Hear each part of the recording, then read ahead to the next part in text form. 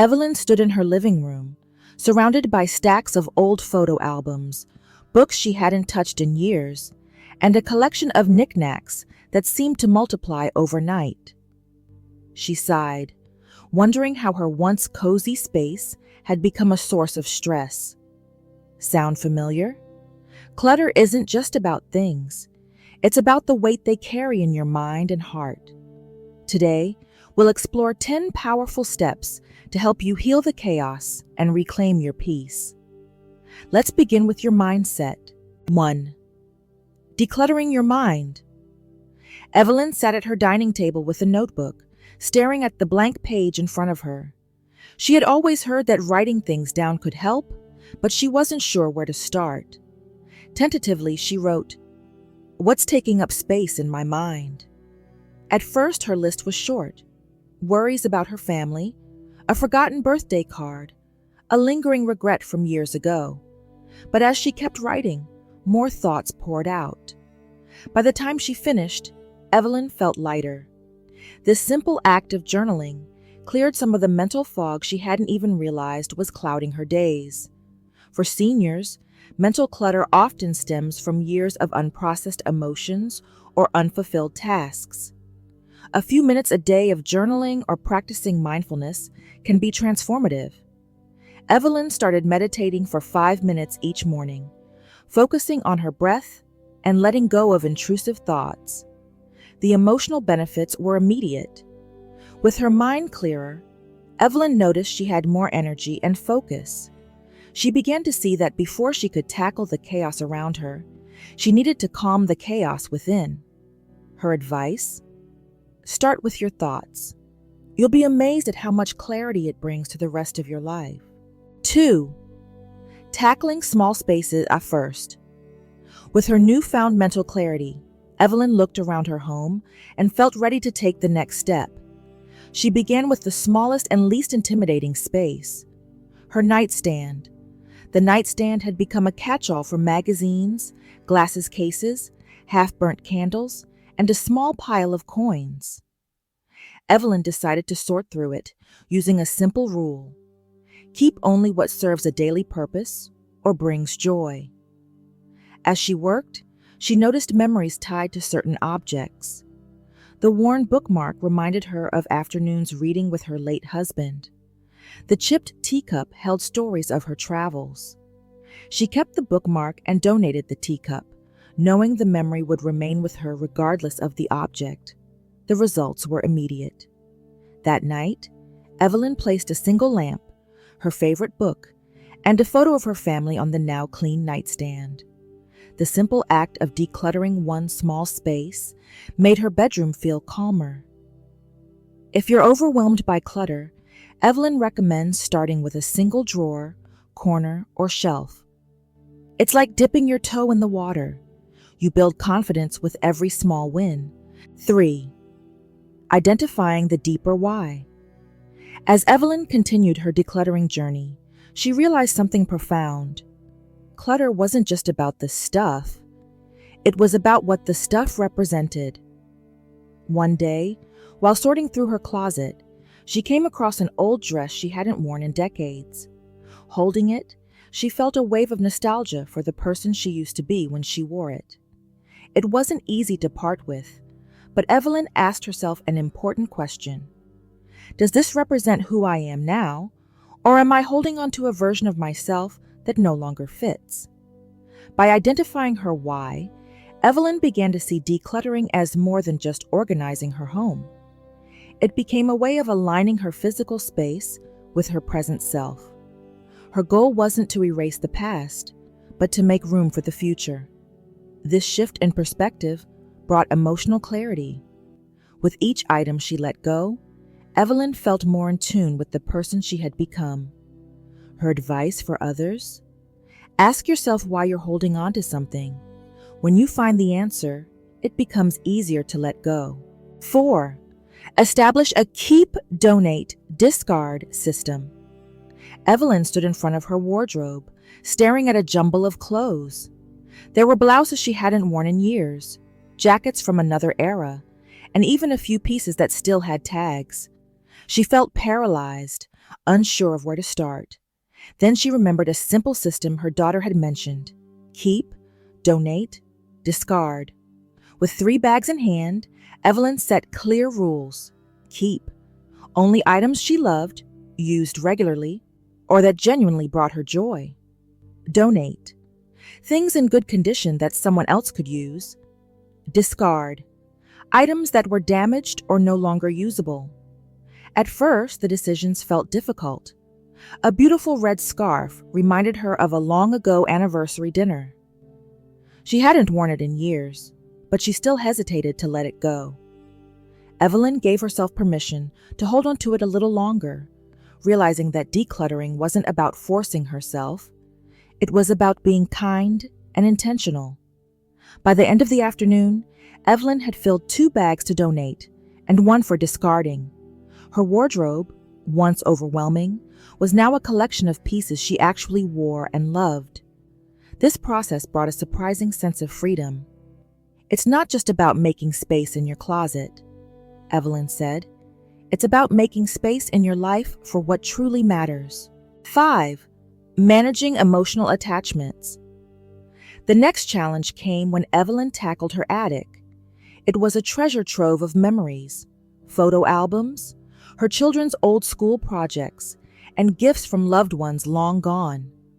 Each item carried a story, and letting go felt almost disrespectful. One rainy afternoon, Evelyn decided to approach the task differently. Instead of focusing on what she was losing, she thought about how she could preserve the memories without keeping every object. She took photos of her children's artwork, saved her favorite pieces, and created a small scrapbook to honor those moments. For the sentimental gifts, Evelyn asked herself 2 questions. 1. Does this item represent the person who gave it to me? Or is the memory enough? 2. Could someone else benefit from it more than I do? With this mindset, she donated a porcelain figurine her late friend had given her, knowing it would bring someone else joy. The memory of their friendship, she realized, wasn't tied to the object. It lived in her heart. Evelyn felt a sense of peace after finishing. She had honored the past while making room for the present. Her advice? It's okay to feel emotional, but don't let the weight of those emotions hold you back. You can let go and still cherish the memories. 6. Conquering overwhelm with small wins. One day, Evelyn found herself staring at the garage, a space she had been avoiding for years. The thought of tackling it all at once was overwhelming. Instead of giving up, she decided to break the task into smaller pieces. Evelyn focused on just one shelf, setting a timer for 20 minutes. She found old gardening tools she no longer used, holiday decorations she had forgotten about, and a collection of mismatched screws. Sorting through that single shelf gave her a small but powerful win. The next day, she tackled another shelf, then a corner of the garage. Slowly but surely, the chaos became manageable. Evelyn realized that small wins added up to big progress. For anyone feeling stuck, Evelyn suggests setting a timer or choosing one small area to start with. You don't have to finish everything in one day, she said. Every little step brings you closer to your goal. This approach not only reduced the overwhelm, but also gave Evelyn the confidence to keep going. By the end of the week, her garage was unrecognizable, a functional space instead of a chaotic storage room. 7. Creating a decluttering schedule. Evelyn realized that while she'd made progress, maintaining her momentum required a plan. Without one, she worried that old habits might creep back in. So she decided to establish a decluttering schedule, a weekly rhythm that kept her on track without overwhelming her. She started by designating specific days for certain tasks. Mondays became her paper day when she sorted through bills, letters, and important documents. Thursdays were for her wardrobe, ensuring she stayed on top of seasonal changes. Evelyn set aside just 15 to 20 minutes for each session, making it manageable and consistent. At first, She doubted whether such short sessions would make a difference, but she was pleasantly surprised. By the end of the week, her paperwork was in order, her drawers felt more spacious, and her anxiety over forgotten tasks started to fade. Evelyn also built in flexibility. If she missed a day, she simply picked up where she left off the next time. The key was consistency, not perfection. The emotional benefits of her schedule were immediate. Evelyn felt more in control of her time and space, which gave her the confidence to tackle other areas of her life. "It's amazing what you can accomplish in small, focused bursts," she said. "You don't have to climb the mountain in one go. Just take it one step at a time." 8. Decluttering digital spaces. As Evelyn's physical environment became more organized, she noticed a new source of clutter: her digital life. Her phone and computer were filled with old emails, duplicate photos, and unused apps. It wasn't as obvious as a cluttered closet, but it weighed on her just the same. She started with her inbox, unsubscribing from newsletters she no longer read, and deleting emails she didn't need. It was a slow process, but every cleared folder brought a sense of relief. Next, she tackled her photos, keeping only the ones that truly mattered and creating organized albums for easy access. Evelyn also decided to simplify her apps. She kept only the ones she used regularly, deleting games and tools that no longer served her. Her phone felt faster and less chaotic, and she found herself using it more intentionally. Decluttering her digital spaces didn't just save storage. It gave Evelyn a sense of clarity. She no longer felt overwhelmed by notifications or endless files. Instead, her devices became tools that supported her, not sources of stress. Her advice for others? Your digital world is just as important as your physical one. Take the time to tidy it up.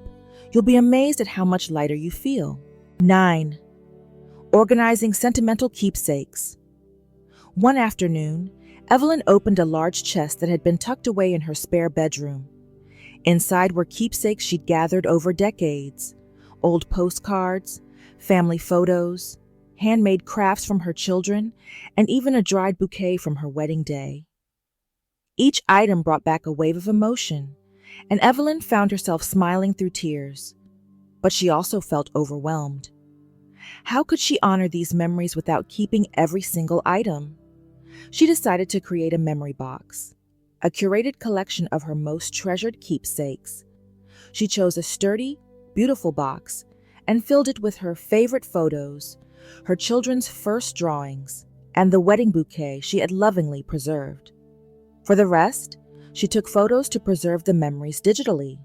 She also wrote short notes about the stories behind some of the items, creating a keepsake journal for her family to cherish. This process was emotional, but deeply rewarding. Evelyn found that by carefully selecting what to keep, she could truly honor her memories without being buried by them. Her memory box became a source of comfort and joy, a reminder of the life she'd lived and the love she'd shared. Her words of wisdom: you don't have to keep everything to honor your past. Focus on what truly holds meaning and let the rest go with love. 10. Simplifying social commitments. Evelyn loved being involved with her friends and community, but over the years, her calendar had become overwhelming. There were weekly meetings, coffee dates, and commitments she didn't feel excited about anymore. The constant busyness left her feeling drained rather than fulfilled. One evening, Evelyn sat down with her planner and a red pen. She went through her commitments one by one, asking herself, does this bring me joy or purpose? Slowly, she began to say no to activities that felt like obligations instead of genuine opportunities for connection. Evelyn started prioritizing fewer, more meaningful engagements. She scheduled regular tea dates with her best friend, joined a book club she was truly passionate about, and made time to volunteer at her church's food pantry. These activities didn't just fill her time, they nourished her soul. Simplifying her social commitments also gave Evelyn more space for spontaneity. She could spend an afternoon gardening or take a leisurely walk without the pressure of a packed schedule. Her advice to others is simple. Your time is precious. Spend it on what truly matters to you. It's okay to say no. It's a gift to yourself. 11. Streamlining daily routines. While Evelyn had made progress decluttering her home and digital spaces, her daily routine still felt scattered. Mornings were often a rush of decisions: what to wear, what to eat, and what to do first. Evelyn realized that simplifying her daily routines could bring more ease and peace to her life. She started by creating a morning ritual. Each day, she brewed her favorite tea, spent 5 minutes journaling, and planned her top 3 priorities for the day. This gave her mornings a sense of calm and focus. In the evenings, Evelyn developed a winding down routine. She dimmed the lights, played soft music, and spent a few minutes tidying her space. She also prepared her clothes and set out everything she needed for the next day, making her mornings smoother. These simple changes transformed her days. Evelyn found that starting and ending her day with intention made her feel grounded and prepared for whatever came next. Her advice? Start small. Even one tiny ritual can make a big difference. Build routines that feel like a hug to yourself. 12th, letting go of the fear of missing out. One of Evelyn's biggest challenges was the fear of missing out. She'd often hold on to things or agree to commitments because she worried she might regret letting them go. But as she continued her decluttering journey, she realized that this fear was keeping her stuck. To overcome it, Evelyn began practicing mindfulness. She reminded herself that letting go of one thing often made room for something better. For example, when she donated her unused kitchen gadgets, she discovered how much she loved the simplicity of cooking with just a few trusted tools. Evelyn also embraced the idea that life is about quality, not quantity. She didn't need to attend every event, keep every trinket, or say yes to every opportunity. By focusing on what truly mattered to her, she found a deeper sense of satisfaction and fulfillment. Her advice is heartfelt. Letting go is an act of courage. It's not about loss. It's about creating space for what you love most. 13. Embracing minimalism in your own way. Evelyn had always thought minimalism meant living with bare walls and only a few possessions. But as she progressed in her journey, she realized that minimalism wasn't about having less. It was about having what truly mattered. She began by reevaluating her definition of enough. For Evelyn, it wasn't about numbers, but about balance. She kept the things that brought her joy and let go of the rest. Her favorite vase stayed on the mantle, while the dozen extra knickknacks were donated. Evelyn also adopted the principle of one in, one out. Whenever she brought something new into her home, she let go of something else. This simple habit prevented clutter from sneaking back in and helped her make intentional choices. Her minimalism became a reflection of her values, cherishing what she loved, valuing experiences over possessions, and creating space for what truly mattered. Minimalism is personal, she said. It's not about rules. It's about what makes your heart feel light. 14. Celebrating your journey. One sunny afternoon, Evelyn invited her closest friends and family for a tea party. Her dining room, once filled with piles of papers and mismatched items, now felt open and inviting. She served tea in her favorite china, each cup a reminder of the effort she'd poured into transforming her space. During the gathering, Evelyn shared her story, the challenges, the breakthroughs, and the joy of finding peace. Her friends listened intently, inspired by her journey. Some even asked her for tips on starting their own decluttering adventures. This celebration wasn't just about the progress she'd made, it was a way to honor her journey and inspire others. Evelyn realized that sharing her story gave her a sense of purpose and connection. Her advice? Don't forget to celebrate your wins, no matter how small. You've worked hard, and you deserve to acknowledge your efforts. And who knows, you might inspire someone else along the way.